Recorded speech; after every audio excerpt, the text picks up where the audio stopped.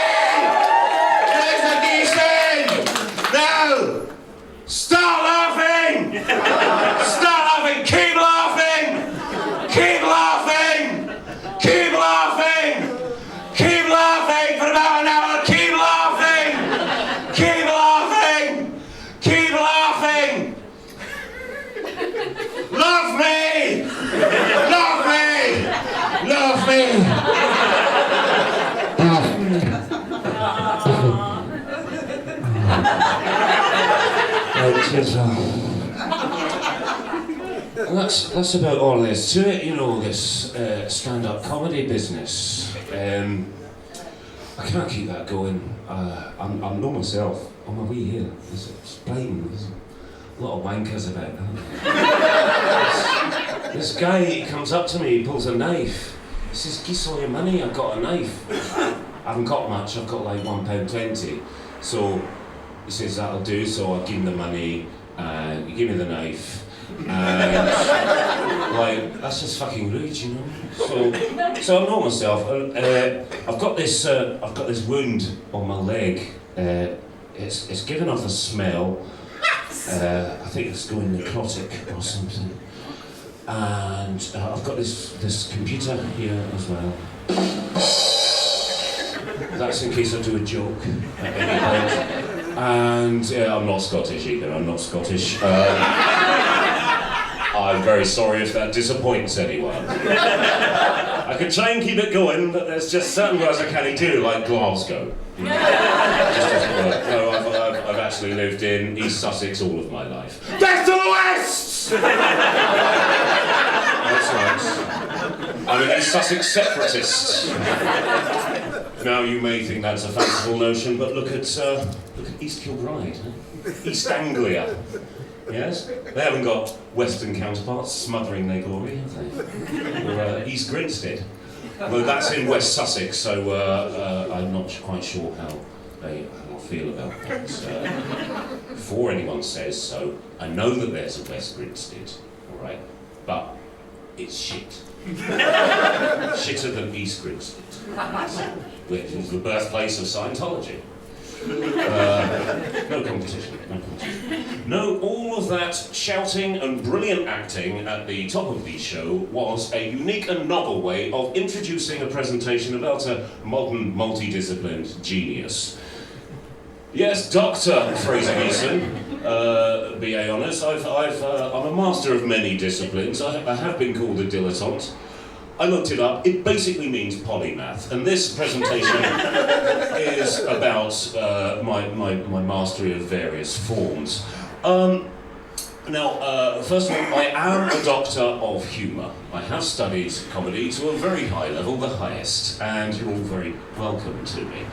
Now, traditionally, one would see comedy, stand-up comedy, in a stand-up comedy club where you would have a compere first who would he'd do such things as make sure he knows everyone in the front row's name, occupation and where they're from, because yes, we like to have fun at a comedy evening, but it is primarily a very important business networking event.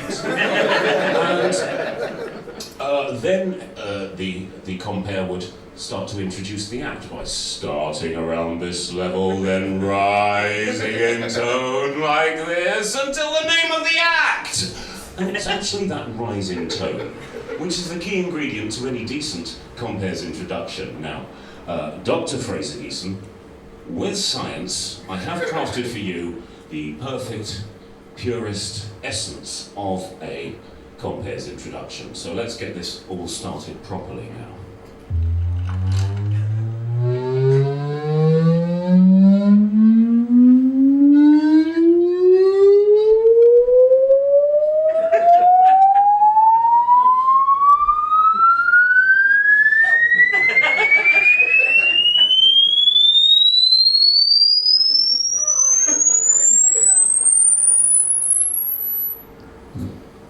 And now you're all warmed up, ready to receive a top comedian. Then it's time for the comedian to walk onto stage. Now, there's no walk on music here this evening. It's a rather tawdry affair, but there are various types of walk-on music. This is your standard walk-on music. You've paid between £10 and £20 for this. There may be a meal included and quite possibly a disco afterwards. And what you can expect here is a young chap who's going to skip onto stage and very competently entertain you with tales of internet dating, rail replacement buses and self-service checkouts, that sort of thing. Then we have this. This is a free show, right? And it might not be funny, but that's not the point. The point is, it's about the truth. The truth behind the lies! Alright? No. Alright, no one from Monsanto or Nestle turned up to that one, so they're preaching to the converted somewhat there. Then we have this. This is the O2 now, you've paid £80 for this. It's your big night out of the year, and you're fucking miles away, but it's okay, you're sat down, there's big TV, so it's just like you're at home. And what you're going to get is a guy who's going to come onto stage like Jesus Christ from a cloud of cocaine and celebrity backstage, and he's going to rock your fucking world by talking about, like, internet dating, rail replacement buses, self-service checkouts, that sort of thing. Now, I'm not entirely sure where I fit in amongst this rainbow of comedy. So for myself here this evening, I've gone for something quite neutral.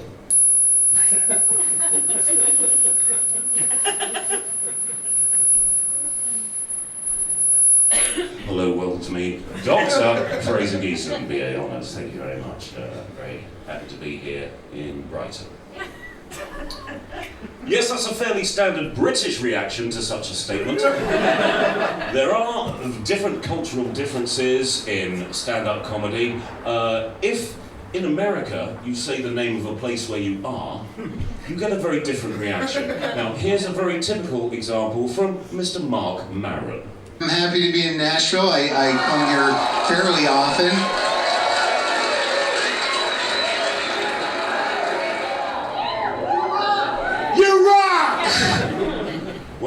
get away with a lot less in America.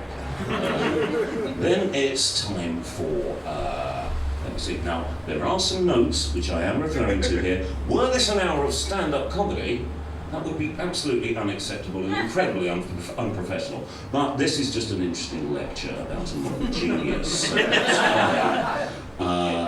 Yes, so the actor has walked on it. Now it's time for an introductory statement, combined with a joke.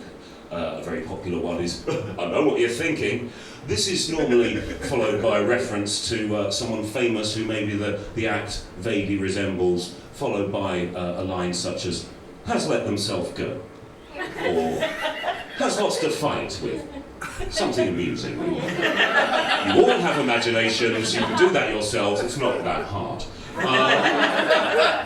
Now, this is not an avenue open to me, resembling as I do a male model or boy band member who, if anything, has improved with age. Until now, Dr. Fraser Geesin, I have crafted this. Now, this is the Mindotron. If you could just pop that on, sir. There is a chin strap for your comforts. There you go. Now, let's just turn this on. Now, with the Mindotron, I can tell what you're thinking. So, that redundant phrase has now been given new meaning. Oh, it's brilliant to be here. Great. Oh, wonderful. What a brilliant audience. Wonderful. Thanks for coming. I know what you're thinking. This is a fucking joke. This guy is a fucking wanker. Shit. Fuck. This thing really works. Shit, shit, shit. I mustn't think about those kids I murdered. Fuck. Shit. I am in so much trouble now. It wasn't my fault. I couldn't help it. Okay. Shit. Like, I have a show to do now, but we've all seen him. We'll deal with him before Andrew O'Neill comes in. Now, you, madam. Now, there is a chin strap for your comfort. Let's hope you're not sick of mind. Oh, brilliant. Oh, wonderful. Having a great time. Oh, Fraser Geesin. Brilliant. What a brilliant act. Now, I know what you're thinking. I bet this guy Fraser Geesin always cheats at Monopoly. That is weird. That is weird. Honestly, I do. That's incredible. It's like you're reading my mind. I do always cheat at Monopoly by using a real lion. And my wife, Rachel, she only figured this out like a month ago, so she started using a real West Highland Terrier. He's your best friend and companion. Wouldn't you like to show the world just how extra special he is? At K9 Cosmetics, we can help.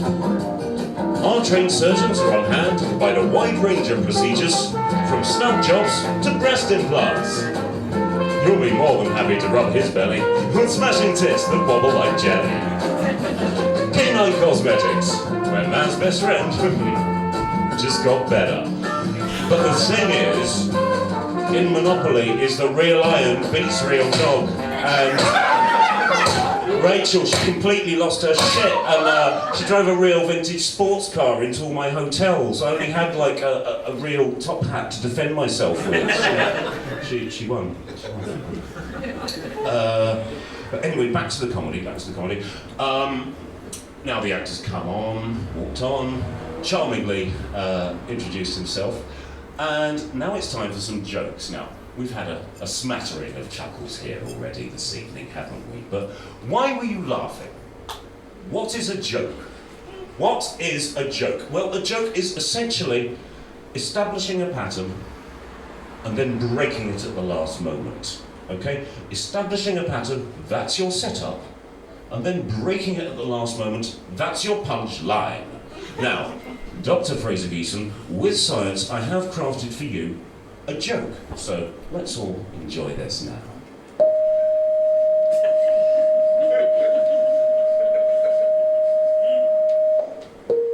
We all enjoy it universally. We don't quite understand why. It's like dark matter, we are researching that. Now, unfortunately, one can't just repeat that interminably for however long the length of a set is, so we have to do subtle variations on this theme. So, with that in mind, here is a second joke.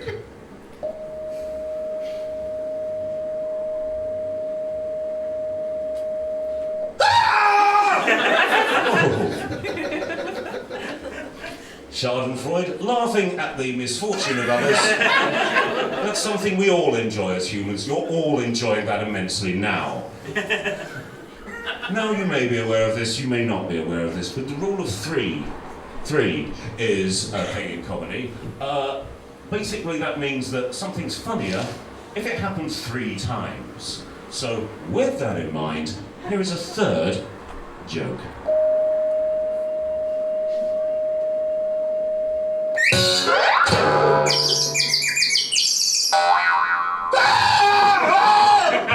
Bit of a sillier joke that time, wasn't it? Fun for all the family. But with a callback, with the scream at the end, to the second joke. Structure. Okay, structure. That's something we all enjoy in comedy. You're all enjoying that immensely now. And the rest of it is basically... Oh, no. There is a fourth type of joke as well, but that's when the comedian takes apart the mechanics of humour and delivers them to, but to be honest, I mean, that's just the domain of the most arch wanker, and it's best avoided. And that's basically all there is. The rest of it's just sort of held together with the glue of, oh, I'm single at the moment, ladies. oh, I'm happy to be here, I really am, because I spent the day in neighbouring rival town. oh, how long have I got? oh, split the room there. Bit of new material. oh, David Cameron. Estate agents. I don't know, actually, no, estate agents. I do have a lot of respect for estate agents. What they go through on a daily basis is just incredible, I think. They'll begin their day in the mirror doing a bit of neuro-linguistic programming, going, you are the wolf. You are the lone wolf. There is you, and there is the prey. Essentially turning himself into a sales weapon, or at the very least a massive tool. And you'll know this. If you've ever been to an estate agent's house, you'll recognise this. His whole house is plastered in motivational posters. You know the sort of thing. There'll be a guy flying a hang glider into a sunset with achievements! Or a guy flying, he's on top of a mountain and it says success! Or like Fred and Rose West burying a corpse underneath their patio. And no, he's a very creative man. He has customised that one with something along the lines of a real sun trap. Marvellous man. And you'll recognise this as well if you've ever been to an estate agent's house. There's realistic fake latex hands coming from all angles all around the house, so that at any moment he can just go in and just practice his handshake like that. Just practice his handshake. And a little game he likes to play with his kids is that sometimes they'll swap them round. So what was a right hand yesterday is now lefty. I'm not going to fool the lone wolf. Inanimate hand. And he loves Tom Cruise films as well. Of course, he loves Tom Cruise films. I should qualify that. He only likes Tom Cruise films when Tom Cruise is the best there is at doing a thing. So he has every single Tom Cruise film that he's ever made. And he loves Tom Cruise when Tom Cruise is the best there is at doing a thing so much that he's actually converted his bathroom into a locker room. And so when he's had a bad day, like, I don't know, sales falling through, or his kids think he's a dick, he'll go in there and he'll punch the locker, like that, he'll punch the locker, just like Tom Cruise does in every single film, just before going on to become the best there is at doing a thing. It doesn't matter when he is, it doesn't matter when Last Samurai, there's that scene with the locker room, and he's usually in a little towel, and he punches the locker, like that. Brilliant. And this amazing estate agent goes on, lives his life like this, 24/7, so that when me and my wife I should explain at this point, me and my wife know enough people who we love very much who have died to be able to buy a very small flat in the southwest of England. Absolutely delighted. So when this guy shows us around a dilapidated shithole that stinks of cat piss, the previous owners were animal lovers, and goes up to this, no shit, this happened. Broken window, cranes his neck out and gestures to a little Hitler moustache of grey sea that's just visible between two oppressive towel blocks, and takes a big lungful of cat piss. Look at that sea view. It takes a lot to say a line like that with such sincerity. Another one we genuinely had was, as you can see, the property benefits from its own front door.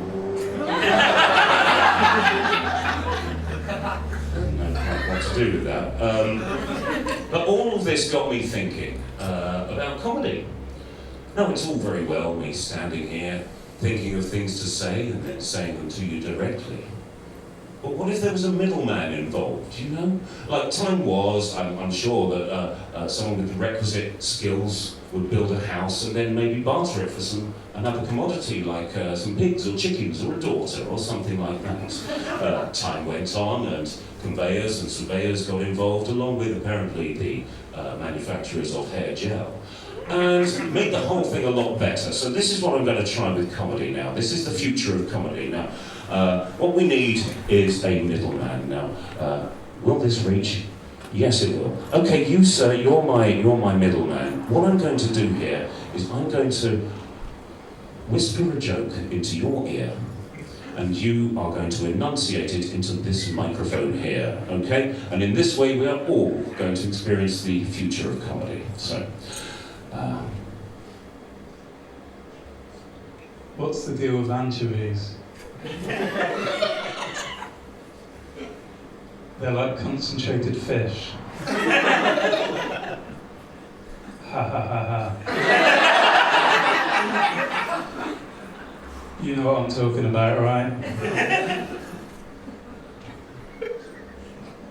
I reckon if you added a pint of water to an anchovy, you'd get a cod. marvellous! Improving comedy there. Improving comedy. That's the future of comedy right there. Now, marvellous. Now, probably why you're all here, you probably all know me, not just as Dr. Fraser Geesin, Doctor of Humour, but also as R. Fraser R. Geesin, be honest, noted fantasy author. Now, the 12th book in my Time of Crowns Octodecology is now available, as you all know. You probably all got it, haven't you? Dance of the Firestone!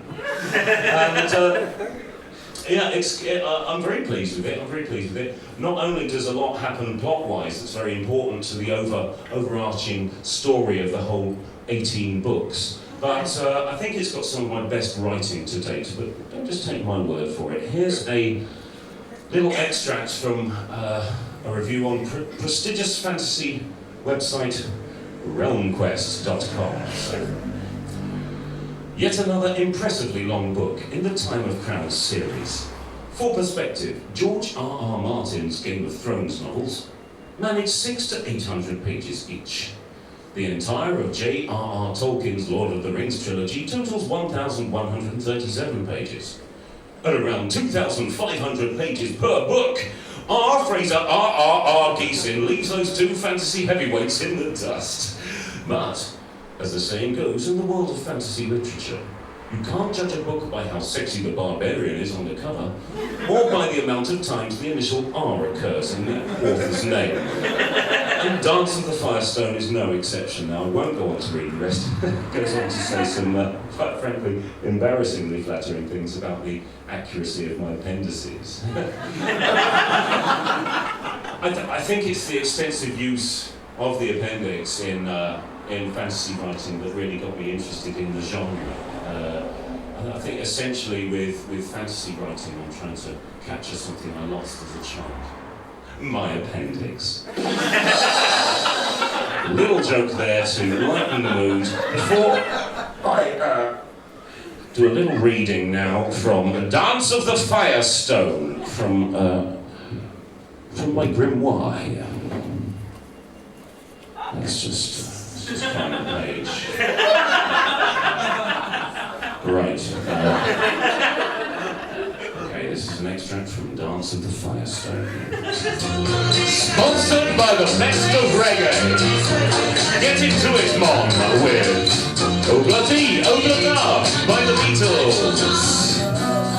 Feel Irie with Sea Moon by Paul McCartney and his Madeline Wings. What better way to praise Jar than with the theme from QI. Totally tropical. And why not touch up your roots with the all-time reggae classic, the theme from Bergerac. The best of reggae, available now.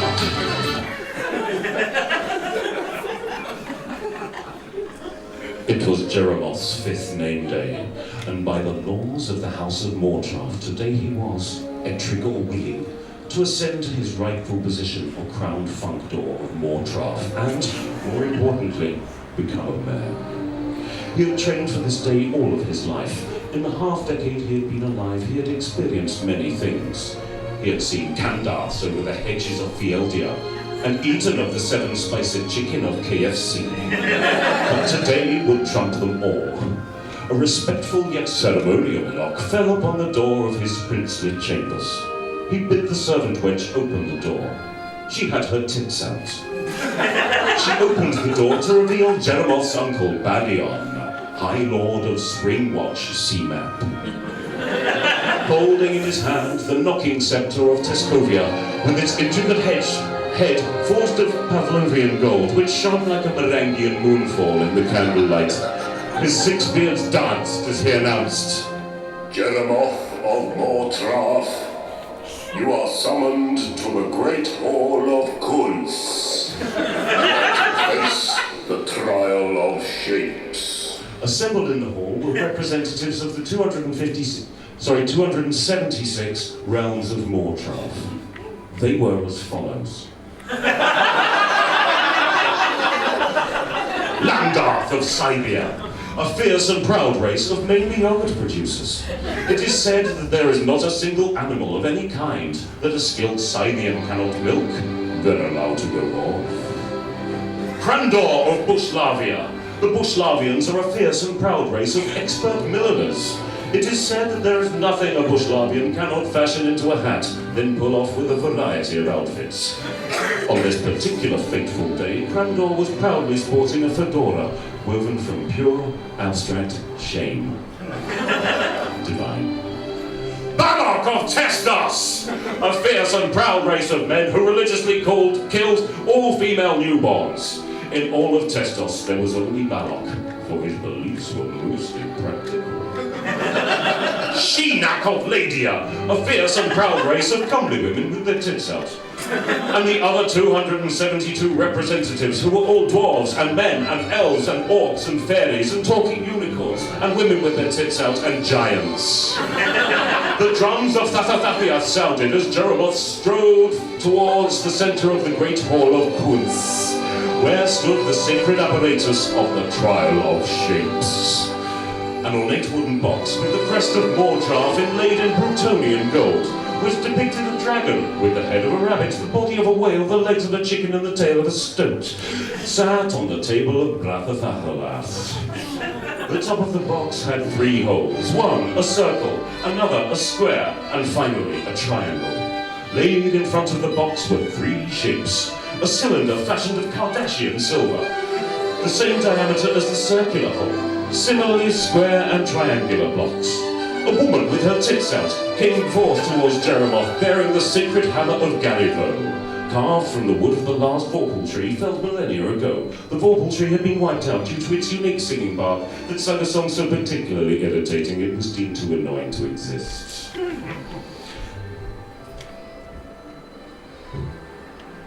It's very tense, and I just thought I'd do this all again.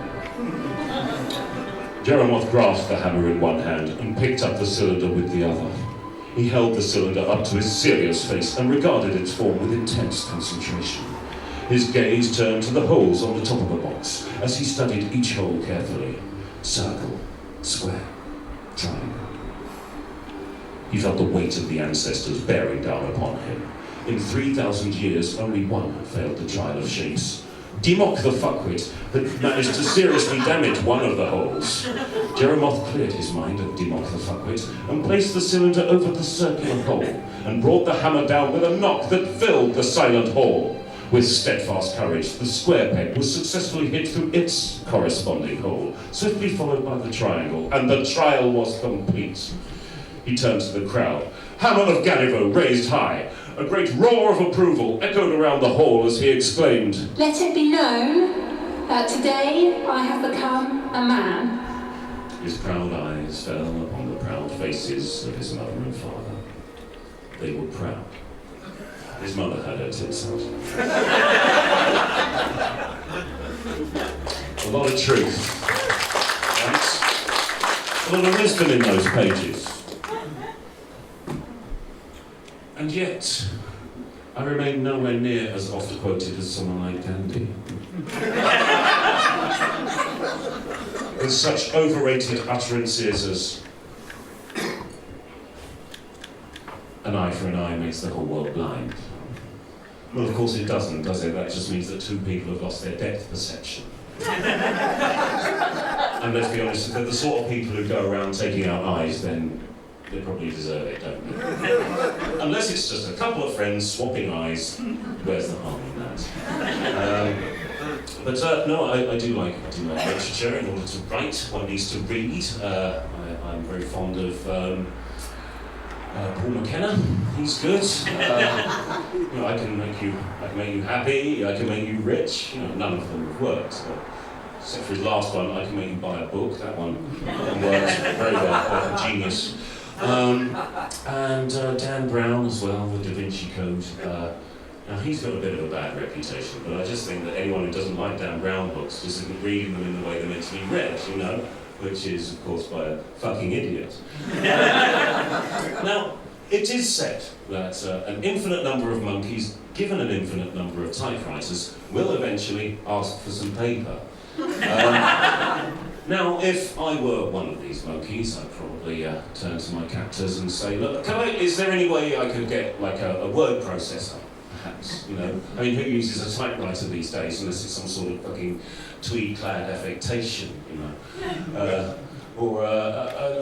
I'm not sure if you're aware of this, but the complete works of Shakespeare, which I'm assuming I'm here to in some way replicate, have actually already been written some time ago by William Shakespeare, and as such I'm not really sure what the point in this exercise is. I mean, if it's a business model, it's a very bad one.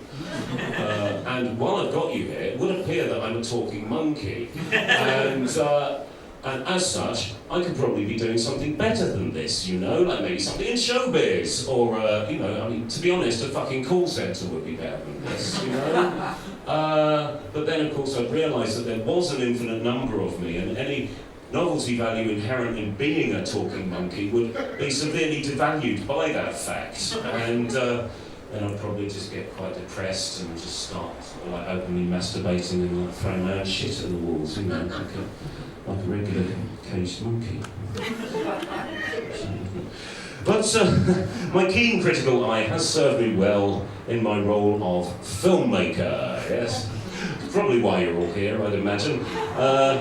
Of course, I did make a feature film, wrote, directed and starred in a feature film a few years ago, you've probably all seen it, where I played Ian, a handsome, charming childminder who charms all of the children in his charge with all the wonderful things he can do with his hands, handicrafts, origami, finger painting, potato prints, all of that sort of thing. It was basically like a sort of attainable Mary Poppins was the vision I had for this charming children's feature film. Ian Manuel. Now, the internet did rather take it apart for the passing resemblance that the promotional material shared with a soft porn film from the 1980s. It rather finished me as a feature film maker, but bravely I have carried on as a maker of short films, and I'd like to show you a couple of my recent pieces now. They aren't very good. Sometimes, I know, the excitement gets a bit too much. Weaker bladders can be triggered. Now, this first film, by actor-director Fraser Geesin, is a classic tragedy in which all is right in the world of the protagonist, until things take a sudden turn for the worse. Let's have a look. Oh, this looks like a nice coffee shop. Let's go in here. Oh no.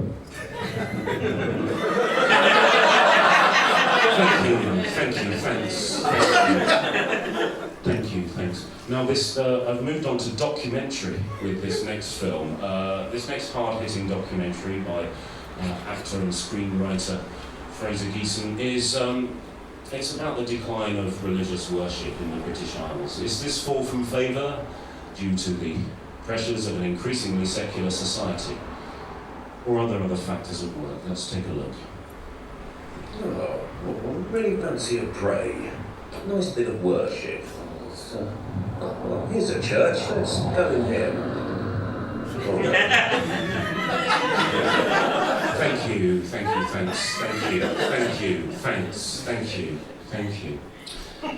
Thanks. Now,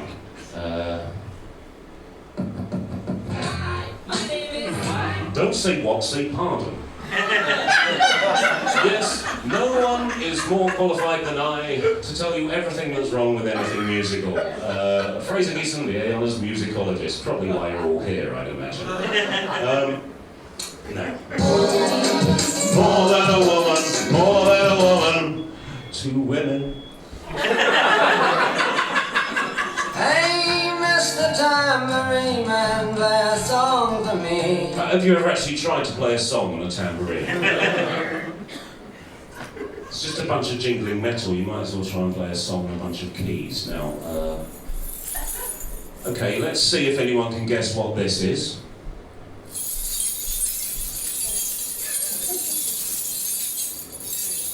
Tambourine.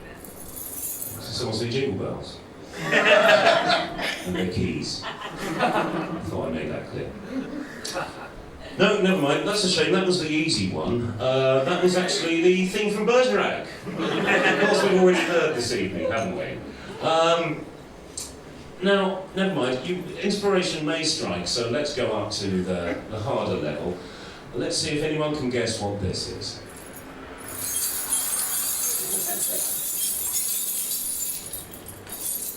I'm not surprised, really.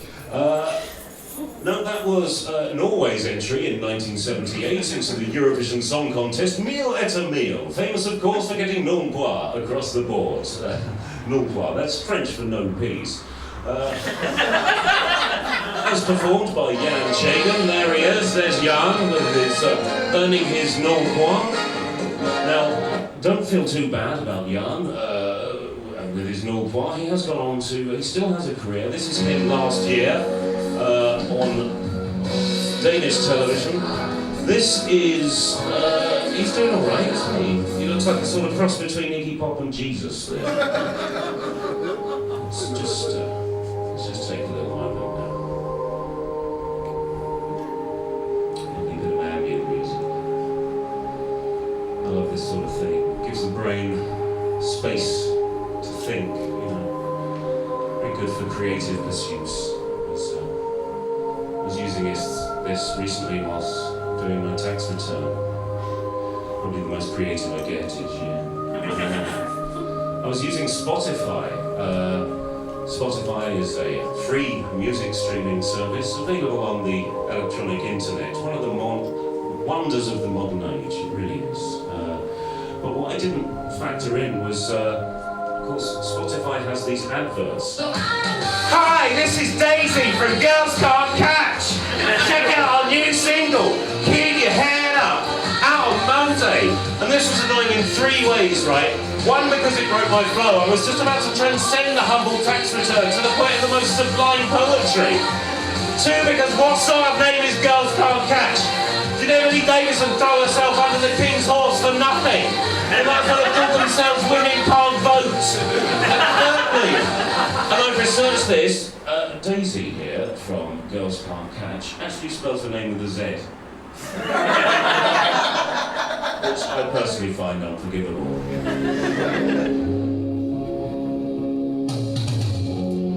This is, of course, Atmosphere by Joy Division. Probably the most poignant, most moving songs they ever recorded. Recorded not that long before lead singer Ian Curtis hung himself back in the May of 1980. I love this song. I don't necessarily like this version of the song. I tend to go for sort of obscure versions of songs, you know. I like, you know, weird Peel sessions, that sort of thing. Russ Abbott's version of Atmosphere is a lot more fun, isn't it? It's the sort of thing you can get up and dance to. Feel a happy atmosphere. So let me take you there, and you're out dancing in the cool night air. Oh, what an atmosphere. Now I'm glad you're here. If you could just stand here, sir, just for 1 moment. Just stand here, all right, face the audience. You clearly have no idea of staging. Now, could you just hold that? Both hands on the bottom of the jar there, okay? Very steady. Now, I'm just going to pop these on top. Okay. Don't let them fall off.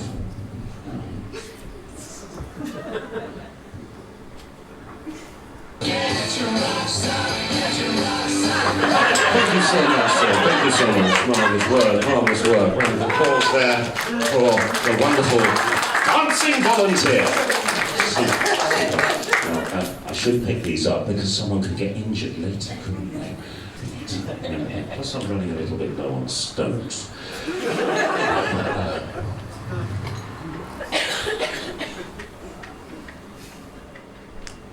That was me. One of the many triumphs in my work as a top model. Probably why you're all here, I'd imagine. As you all know, you've probably seen my work in. This was for a romance story that was serialised in Denmark, Norway, and Sweden. Had to dress in period clothes. Part modelling, part acting, isn't it? It goes to show my incredible range there.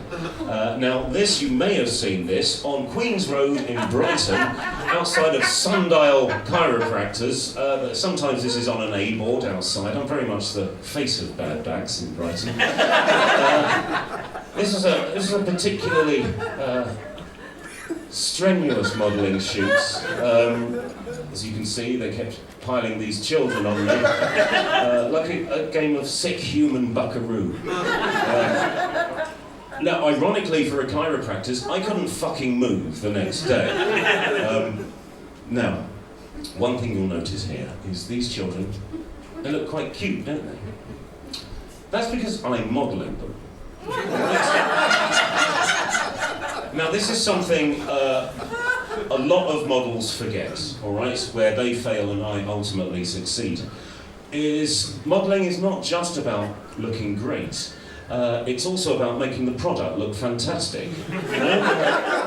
I'll give you an example. Now, my wife, she's all right, you know, and I love Rachel, I do, I love Rachel. I think the moment I realised I loved her, she was getting a bit flustered about something, and she said, I'm confused.com, and I didn't kill her. I hate that, you know, when advertising slogans worm their way into common parlance. Sorry, it's a serious point.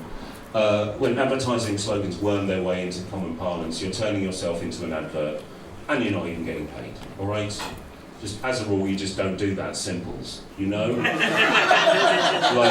I don't break off in the middle of the conversation and go, WeBuyAnyHair.com, WeBuyAnyHair.com, blonde, brown, ginger hues, there's no hair that we can't use, WeBuyAnyHair.com, WeBuyAnyHair.com, turn your hair into cash. It would just be ridiculous. But in our wedding photos, she looks absolutely amazing. I'm sure you'll agree. She's very beautiful there. That's because I'm doing my fucking job, all right? Always be modelling, okay? That's my little lesson. Take it, use it in your blooming lives, okay? Now, I'm sure you'll all remember the role I played in the delicious Rothmans flavoured moments ad campaign. Was it very popular? They were at the time. Was it the delicious taste of a Rothmans, or was it the desire in the consumer to see my particular medical level of beauty? I humbly suggest I had quite a bit to do with it, you know. It's a gift, what can I say? It's a gift. But it's also a curse.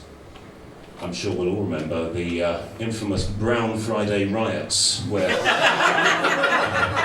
Come on now. Where people, crazed by my body, couldn't wait to get their hands on Rothman's flavoured moments there. Now, this guy here, you probably don't know his name. I know his name. His name is Nick Wadham, and he died in the crush that day, right? Now that's a guilt that I have to carry. Luckily, guilt is a look I can carry off as a top model. Now, yes, moment you've been waiting for. Probably, I expect it's the reason you're all here, isn't it? Yes, that's me, with my mate Andy. Of course, a few years ago, we did write the musical about the making of Star Wars, called The Making of Star Wars, the Musical. Had a great time, had some fabulous moments captured, as you all know. Probably got it all on DVD and Blu-ray, haven't you? The documentary film, The Making of Star Wars, the Musical. Great bunch of guys and girls, captured some wonderful moments, as you know, from your DVDs and Blu-rays. Probably my favourite moment that it captured was the genesis of the whole, you know, the Kenny Baker R2-D2 song, you all know it. We've got producer Gary Kurtz here, and our hero George Lucas here. And, Gary says to George, "Put 2 robots in the movie, George!" "Oh, you're nuts!" And George goes, "Oh, no. Here we are, Gary." And of course the music starts. I got a feeling, it's intuitive. We need someone diminutive. Little Kenny Baker, you know I'm gonna make a star. Little Kenny Baker, gonna make your little feet go far. Gonna go beep beep with the world at your feet. Put you in a tin can, little man. And on it goes. You all know that from your copies of the making of Star Wars the Musical. And as you'll know from your copies of the documentary The Making of Star Wars the Musical, sadly the Making of Star Wars the Musical never got to stage. Very sad story, not going to tell it now. But there is some good news. I can exclusively reveal tonight, but this November, at the Lyceum in London's glittering West End, the making of Star Wars the Musical is to be turned into a musical. Yes, the making of Star Wars the Musical is to be staged. Everybody's going to get paid, including Fraser Geesin. Very good, very good. Very happy about that. But I like music. I'm a big fan of music. Has to be in the right circumstances, though. You know? I only really like music when it's being played like on a bus by a teenager, like a small mobile phone. And in these circumstances, I can't help myself. Got to start dancing, you know. And when you're dancing, you get very hot, don't you? And it's all about being sexy as well. Oh. So it's nice to get a bit of air on the ab there. And a lot of people forget. When you're dancing and you're having a good time, it's important to show your appreciation, yeah? And so what I like to do is I like to dance my way up the bus, like a sort of sexy music-loving snake, yeah? And I like to go up to this this teenager. Now you're a teenager, sir, for the purpose of this material. Now, do bear in mind, I'm not the sort of person who'd normally say boo to a goose, unless that goose was like on stage saying something really fucking offensive. But I like to show my appreciation by going, yes! This is amazing! Is there any way you can make this any louder? It's just the sound of my dancing feet. It's obscuring this wonderful noise that's moving me in ways I never thought possible. I'm in ecstasy. Are you a DJ, like in a club? Because you should be, mate, because why is that? Is that Adele? Oh, you never hear Adele anywhere, ever, do you? Mind you, it wouldn't work in a club, would it? Because you wouldn't have that amazing sound system. Thing is, they do tend to turn it off if I do that. Sort of defeats the object. I should say I did that bit a few weeks ago, and it was in a venue with like folding chairs, and I stood on the chair to shout, and I fell right through. And do you know what? It was actually quite undignified. Now I should explain. I do enjoy this lecture tour that I'm doing, but believe it or not, I never make any money. So I've been forced to just insert little bits of advertising into my sets, just subtly. So with that in mind, got to pay tribute, haven't you? Have you tripped and fallen at work? Or even at home? Have you been injured and seek reparations? Or maybe you've just fallen ill and need some help getting better? Then why not try hospital? At hospital, our trained staff and facilities are actually specifically designed for that sort of thing. Hospital! A little undignified. So as you can see, I'm fucking amazing, alright? And I'm criminally under-recognised for all of my achievements. So, and I haven't even talked about my philanthropy here. That's nice. What's this? Donate your unwanted items to the Sussex Beacon shops and help us raise money for people living. Well, that is good. Right, we can sell good quality, clean clothing and shoes. Oh, I've got loads of that. Bags and accessories, yes. I could use some of my whites. He's got plenty I could get rid of. Well, this seems perfect. That's wonderful. I wonder where that... Oh, hang on. Oh, it's difficult, isn't it? It's difficult. Just got to pick the right charity, haven't you? Now, despite all of this, I'm criminally under-recognised for my achievements, so I'm taking matters into my own hands now.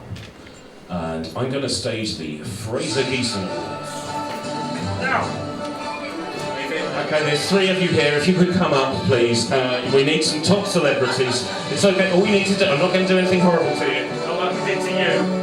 Alright? There's no one. You can be Sue Pollard, you can be George Clooney, you can be another top celebrity there. Okay, now, what I need you to do is take out... Okay, and the winner is Fraser Geesin. All right, can you take out whatever's inside there and give it to me? Oh, brilliant, thank you so much. That's an award for me. What's that? That's an Oscar with a BAFTA for a head, wearing an Olympic gold medal, coming out of a Grammy, all mounted on a Nobel Peace Prize. Thank you so much, thank you so much. Let me pop that back in. Okay, now what we got here? Okay, what we got? Oh, okay, right, yeah, okay, put that on. Take that. Now, knight me! Yeah! Sir Fraser Geesin, you can pop that back in, thank you so much. Now, all right, what's in there? Give that to me, All right. Oh, okay, that's a brick. Cheers, mate.